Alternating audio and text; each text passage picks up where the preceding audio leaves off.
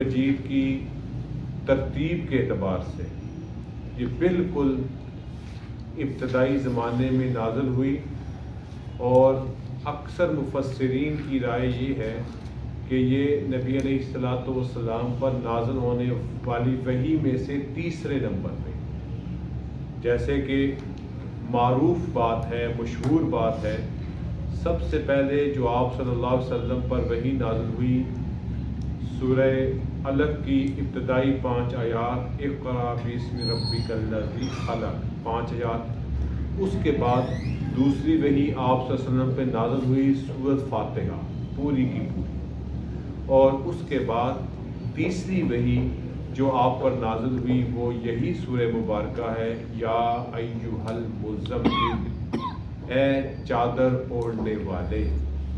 نبی کریم صلی اللہ علیہ وسلم پر جب پہلی وحی کا نزول ہوا تو ایک عجیب ہونے والا واقعہ تھا، جس کی وجہ سے آپ صلی اللہ علیہ وسلم کی طبیعت اور کیفیت میں کچھ تبدیلی آئی۔ جب آپ گھر تشریف لائے تو آپ نے اپنی زوجہ حضرت خدیجہ رضی اللہ تعالی عنہ سے یہ فرمایا کہ مجھ پر چادر اوڑھ دو۔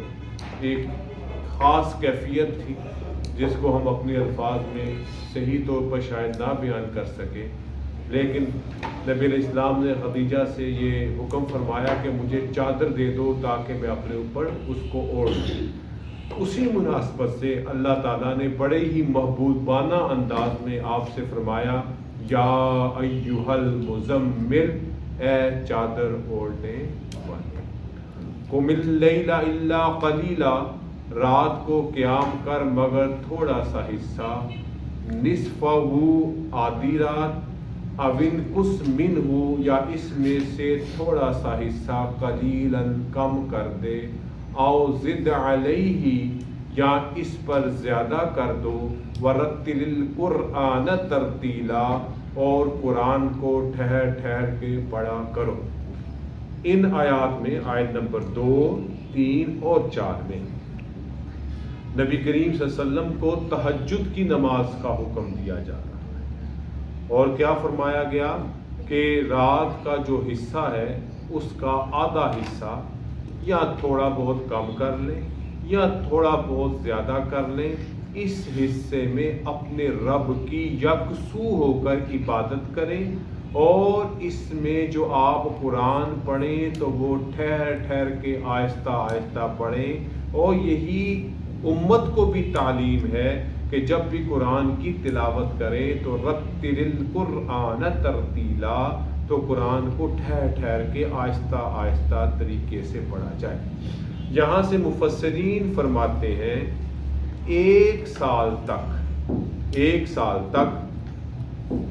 تہجد کی نماز صرف آپ کے لیے نہیں بلکہ آپ پر جو ایمان لائے ان کے لیے بھی اسی طرح حکم تھا، اور اسی سورہ مبارکہ کے دوسرے رکوع یعنی آخری آیت مبارکہ میں پھر اس تہجد کی فرضیت کا حکم کیا ہو گیا؟ منسوخ ہو گیا۔ اب آپ آگے جا کے انشاءاللہ اس پہ بھی بات ہوگی۔ اس سورہ مزمل کی ابتدائی 19 آیات اور آخری 20ویں آیات، ان دونوں کے زمانہ نزول میں 1 سال کا فرق ہے۔ 19 آیتیں سال پہلے نازل ہوئیں، 20ویں آیت اور اس سورہ مبارکہ کا دوسرا رکوع پورے 1 سال بعد نازل ہوا، لہٰذا 1 سال تک مسلمانوں پر تہجد کی نماز، جو اس وقت جن کی تعداد بہت تھوڑی تھی صحابہ کرام، وہ فرضیت کا درجہ رکھتی تھی، لیکن نبی علیہ السلام پر تو زندگی بھر ہی حکم اس کا برقرار رہا۔ امت کے لیے یہ ہے کہ ضرور اس نماز کی طرف توجہ کریں، کیونکہ اللہ کے قرب کا بہترین ذریعہ ہے۔ آیت نمبر 5 میں اللہ فرماتے ہیں، اِنَّا سَنُلْقِي عَلَيْكَ قَوْلًا ثَقِيلًا، ہم عنقریب آپ پر ایک باری بوجھل بات ڈالنے والے ہیں۔ یہ تہجد کی نماز اس کی تیاری ہے، اور اس کے بعد آپ پر ہم ایک باری بوجھل جو ہے وہ بات ڈالنے والے ہیں۔ وہ کیا ہے؟ وہ ہے قرآن مجید، فرقان حمید۔ یہ ایسی بوجھل اور باری چیز ہے کہ اگر اس کو پہاڑوں پہ بھی اتارا جائے تو وہ بھی کیا ہو جائے؟ ریزہ ریزہ ہو جائے، لیکن اللہ تعالیٰ نے نبی اکرم صلی اللہ علیہ وسلم کے قلب اطہر کو بہترین طریقے سے مضبوط فرما کر پسند فرمایا کہ اس دل پر اللہ تعالیٰ نے پورا کا پورا قرآن مجید نازل فرمایا، اور جب آپ پر یہ قرآن کی وحی کا نزول ہوتا تو اس وقت آپ کی کیفیت بڑی جو ہے وہ بوجھل سی ہوتی، اور ایک پتہ چلتا بعض روایات میں جب آپ نے کسی سواری پہ بیٹھے ہوتے تو وہ وحی کے بوجھ سے بیٹھ جاتی، اور اگر آپ صلی اللہ علیہ وسلم نے کسی صحابی رسول جیسے حضرت علی رضی اللہ تعالیٰ عنہ کے گود میں سر رکھا ہوتا، وحی کا نزول ہو جاتا تو علی فرماتے ہیں قریب ہوتا کہ مجھے شک ہوتا کہیں میری ران کی ہڈی ٹوٹ نہ جائے۔ تو یہ وحی کا معاملہ نبی علیہ السلام پر بڑا ہی سخت ہوا کرتا تھا۔ قرآن مجید ہے، اللہ کی آخری کتاب ہے، یقیناً اس کا معاملہ دوسرے باتوں سے مختلف ہی ہونا چاہیے۔ آیت نمبر 6 میں اللہ فرماتے ہیں اِنَّا نَاشِیَةَ اللَّيْلِ هِیَ أَشَدُّ وَطْئًا وَأَقْوَمُ قِیلًا، بے شک رات کا اٹھنا نفس کو خوب زیر کرتا ہے اور بات بھی صحیح نکلتی ہے۔ جب آپ رات کو اٹھ کے اللہ کی بات کرتے ہیں تو آپ اپنے نفس کو توڑتے ہیں، آرام میں خلل پیدا ہوتا ہے، بیدار ہوتے ہیں، نیند آپ کی ٹوٹتی ہے، اور یہ رات کی عبادت کیا ہے؟ آپ کے نفس کو توڑنے والی ہے، آپ کی میں کو مارنے والی ہے، آپ کی ذاتی خواہشات کو دبانے والی ہے، اور اس وقت بات بھی صحیح نکلتی ہے۔ یعنی اللہ کی طرف جب رجوع کا عمل ہوتا ہے تو جو بھی دل سے بات نکلتی ہے وہ درست ہی نکلتی ہے، کیونکہ وہ وقت ہی ایسا ہوتا ہے۔ اِنَّ لَكَ فِي النَّهَارِ سَبْحًا طَوِيلًا، بے شک دن میں آپ کے لیے بڑا کام ہے۔ آپ کو اللہ تعالیٰ نے رات کا دن مقرر کیا کہ آپ اللہ کی طرف متوجہ ہوں، دن پر آپ کی بڑی ذمہ داریاں ہیں، اور ان میں سب سے بڑی ذمہ داری اولین ترجیح نبی علیہ السلام کا مبلغانہ دین اسلام کو کلمہ طیبہ کی ترویج اور تبلیغ ہے۔ اس سے بڑی ذمہ داری اور کوئی دوسری نہیں تھی۔ ارشاد باری تعالیٰ ہے آیت نمبر 8 میں وَاذْكُرِ اسْمَ رَبِّكَ وَتَبَتَّلْ إِلَيْهِ تَبْتِيلًا، اپنے رب کا نام لیا کرو، سب سے الگ ہو کر اس کی طرف آ جاؤ۔ یعنی کیا مطلب؟ ہر حال میں اپنے رب کا نام لو، اور جب کبھی موقع ہو تو یکسو ہو کر اکیلے ہو کر بھی اللہ کو یاد کیا کرو۔ یہ نبی علیہ السلام کو بتایا جا رہا ہے۔ کون رب؟ رب المشرق والمغرب، جو مشرق و مغرب کا مالک ہے، لا الہ الا ہوا، اس کے سوا کوئی معبود نہیں، فاتخذہ وکیلا، بس اسی کو اپنا رب المشرق والمغرب، جو مشرق و مغرب کا مالک ہے، لا الہ الا ہوا، اس کے سوا کوئی معبود نہیں، فاتخذہ وکیلا، بس اسی کو اپنا کارساز بنا لو، اسی کو اپنا وکیل بنا لو۔ کس کو؟ اللہ رب العزت کو، اور اللہ رب العزت سے بہتر وکالت اس کی ہو سکتی ہے۔ وَاصْبِرْ عَلَى مَا يَقُولُونَ وَاهْجُرْهُمْ حَجْرًا جَمِيلًا، اور کافروں کی بات پر صبر کرو اور انہیں عمدگی سے چھوڑ دو۔ یہاں پر نبی علیہ السلام کو یہ بات بتلائی جا رہی ہے کہ آپ جب دین اسلام کی تبلیغ کریں گے، اللہ کی وحدانیت کو بیان کریں گے، جو مشرق و مغرب کا رب ہے، اس کے سوا کوئی معبود نہیں اور اس جیسا وکیل کوئی نہیں، تو کیا ہوگا؟ پھر کافر لوگ، منکر لوگ آپ کی شان اقدس میں گستاخیاں کریں گے، آپ کو ستائیں گے، آپ کو تنگ کریں گے۔ آپ نے کیا کرنا ہے؟ اس پر صبر کرنا ہے، اس کو برداشت کرنا ہے۔ وَاهْجُرْهُمْ حَجْرًا جَمِيلًا، اور انہیں عمدگی سے چھوڑ دینا ہے۔ ان کو کوئی ان کے ساتھ آپ نے ان کے مقابلے میں ایسا کلام نہیں کرنا جو کلام نا پسندیدہ ہو۔ اور پھر تعلیم فرمائی اللہ نے وَذَرْنِي، اور آپ مجھے چھوڑ دو۔ یعنی کیا مطلب؟ آگے اس آیت کو پہلے ترجمہ کر لیتے پھر سمجھ آئے گی۔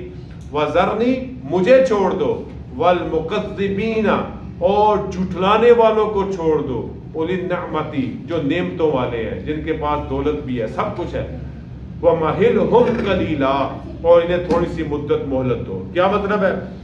اے محبوب، آپ کا کام دین کی تبلیغ کرنا، تکالیف آئیں صبر کرنا، اور ان کو عمدگی کے ساتھ چھوڑ دینا۔ رب جانے ان کو اور ان جھٹلانے والوں کو، اللہ ہی جانے اور اللہ نے اگر ان کو مہلت دی ہوئی ہے تو یہ مہلت تھوڑی ہے، کوئی مہلت دراز نہیں ہے۔ اور پھر ہم نے دیکھا کس طرح بدر و احد اور خندق میں اللہ تعالیٰ نے ان کفار کو ذلیل کیا۔ مہلت ملی ان کو، لیکن انہوں نے اس مہلت کا کوئی فائدہ نہیں اٹھایا۔ اور فائدہ کیا تھا کہ وہ اپنے رب کی طرف رجوع کر کے کلمہ توحید پڑھ کے اسلام لاتے اور اپنی دنیا کو بناتے اور آخرت میں فلاح حاصل کرتے۔ نہیں، انہوں نے ایسا نہیں کیا۔ انا لدینا انکالم و جہیما، بے شک ہمارے پاس بیڑیاں ہیں اور جہنم۔ اے اللہ کے نبی، ہم نے ان کو مہلت دی ہے تھوڑی سی، کوئی لمبی مہلت نہیں ہے۔ ایک وقت پھر آئے گا جب ہم ان کو بیڑیاں پہنائیں گے، وہ بھی آگ کی، اور ان کو جہنم میں پھینکا جائے گا، جو ان کا ٹھکانہ ہے مستقل، بجائے اس کے کہ وہ اللہ پر ایمان نہیں لائے۔ وَطَعَامًا ذَا غُصَّةٍ وَعَذَابًا أَلِيمًا، اور گلے میں اٹکنے والا کھانا اور دردناک عذاب۔ کیا مراد؟ کہ ان کا کھانا ایسی گندگی کا بھرا ہوا کھانا ہوگا کہ وہ کھائیں گے خلق سے نیچے اتار، جیسے اللہ تعالیٰ ہم سب کو محفوظ ہے۔ خراب کھانا آ جائے تو ہم کیا کرتے ہیں؟ ہم بھی فوراً اگل دیتے ہیں۔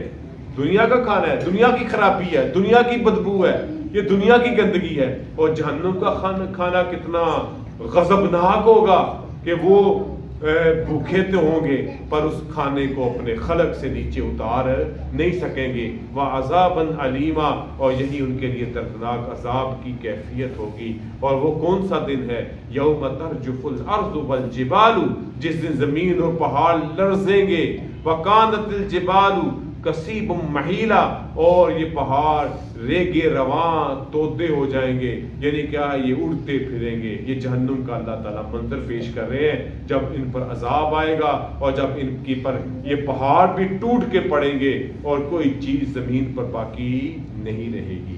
آیت نمبر 15 میں اللہ ارشاد فرماتے ہیں انا ارسلنا الیکم رسولا، بے شک ہم نے تمہاری طرف ایک رسول بھیجا، شاہدن علیکم، جو تم پر گواہی دینے والا۔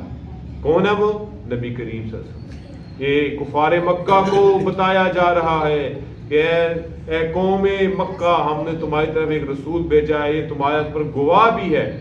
کس بات کی گواہی؟ کہ اگر تم ایمان نہیں لاؤ گے کہ تمہارے خلاف گواہی، اور اگر ایمان لے آئے تو تمہارے حق میں گواہی۔ تو یہ ان کو رسول بھیجنا کیسا ہے؟ کما ارسلنا الی فرعون رسولا، جس طرح فرعون کی طرف ایک رسول بھیجا۔ فعصى فرعون الرسول فاخذناه اخذا وبیلا، پھر فرعون نے اس رسول کی نافرمانی کی تو ہم نے اسے سخت پکڑ سے پکڑ لیا۔ اور آپ کو فرعون کا واقعہ معلوم ہے، اللہ تعالیٰ نے حضرت موسیٰ علیہ السلام کو مبعوث کیا، رسول بنا کر بھیجا، نافرمانی کی، بلکہ کہا انا ربکم الاعلی، اے موسیٰ تم کس رب کی بات کرتے ہو، میں سب سے بڑا رب ہوں۔ تو اللہ تعالیٰ نے کس طرح اس کو پانی، اپنی مخلوق پانی سے اس کو عذاب دے کر غرق کیا۔ فَكَيْفَ تَتَّقُونَ، پھر تم کس طرح بچو گے؟ ان کفرتم، اگر تم نے بھی انکار کیا۔ یوم یجعل الولدان شیبا، اس دن جو لڑکوں کو بوڑھا کر دے گا۔ قیامت کا دن کیسا ہے؟ جوان بھی اس وحشت سے بال ان کے کیا ہو جائیں گے؟ یعنی کہ اس قیامت کے دن اتنا خوفناک معاملہ ہوگا کہ جن کے بال جوانی کی وجہ سفید ہیں، ایک دم ان پر بڑھاپے کے اثرات آئیں گے۔ اور وہ دن کیسا ہے؟ اللہ فرماتے ہیں السماء منفطر به، اس دن آسمان پھٹ جائے گا۔ وکان وعدہ مفعولا، اور اس کا وعدہ ہو کر رہے گا۔ اس سے پہلے اپنے آپ کو ٹھیک کر لو۔ انا ھذہ تذکرہ، بے شک یہ قرآن ایک نصیحت ہے، اللہ کی طرف سے ایک ہدایت ہے، اللہ کی طرف سے تمہیں سمجھانے کے لیے ایک اللہ کا پیغام ہے، نصیحت ہے۔ فمن شاء اتخذ الی ربہ سبیلا، پھر جو چاہے اپنے رب کی طرف آنے کا رستہ بنا لے۔ جس نے اس سے نصیحت حاصل کی اس نے اپنے رب کی طرف جانے کا رستہ پکڑ لیا، اس نے اپنی کامیابی کا رستے کا انتخاب کر لیا۔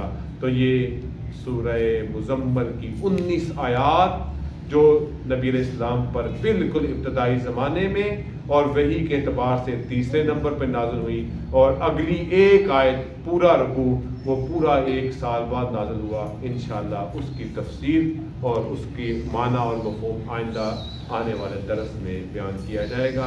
اللہ تعالی ہمیں نبی کریم صلی اللہ علیہ وسلم سے کام